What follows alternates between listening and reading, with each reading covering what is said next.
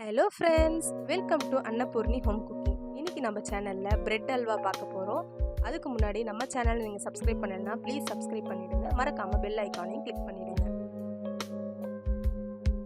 வாங்க வீடியோக்குள்ளே போகலாம். இப்போது நம்ம தேவையான அளவு பிரெட் எடுத்துகிட்டு இந்த ஓரங்களில் இந்த மாதிரி கட் பண்ணி எடுத்துக்கோங்க. கட் பண்ண பிறகு இது 2 துண்டாக போட்டுக்கோங்க. இந்த பிரெட்டை வறுத்து எடுத்துக்கலாம்.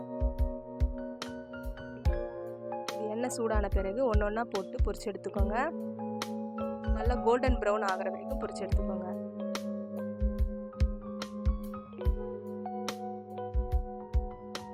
நல்லா ப்ரௌன் ஆகிடுச்சு. இப்போ இது ஒரு பிளேட்டில் ட்ரான்ஸ்ஃபர் பண்ணிக்கலாம். நான் எல்லா துண்டுகளையும் பொரிச்சு எடுத்துட்டேன். இப்போ ஒரு கடாயில் 2 ஸ்பூன் நெய் விட்டுக்கோங்க. முந்திரி பருப்பு வறுத்து எடுத்துக்கலாம். திராட்சை இருந்தால் கூட வறுத்து எடுத்துக்கலாம். எல்லாம் கோல்டன் ப்ரௌன் ஆகட்டும். இப்போ இதை எடுத்துடலாம் ஒரு பிளேட்டில். அடுத்ததாக அதே நெய்யில் 1 கப்பு சர்க்கரை,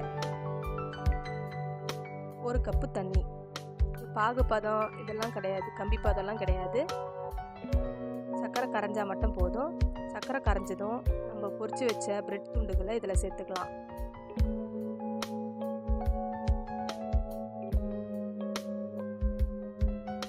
பிரெட்டு நல்லா வெந்து நல்லா மேஷ் ஆகிற வரைக்கும் இது பண்ணுங்கள்.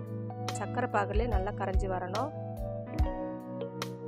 பிரெட்டு இந்த மாதிரி வந்த பிறகு ஏலக்காய் தூள் சேர்த்துக்கலாம்.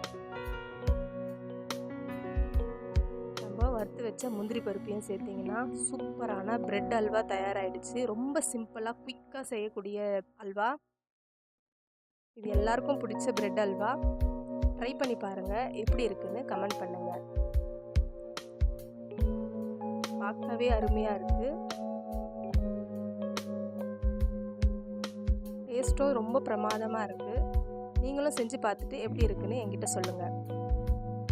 மறக்காமல் நம்ம சேனலை சப்ஸ்கிரைப் பண்ணிடுங்க.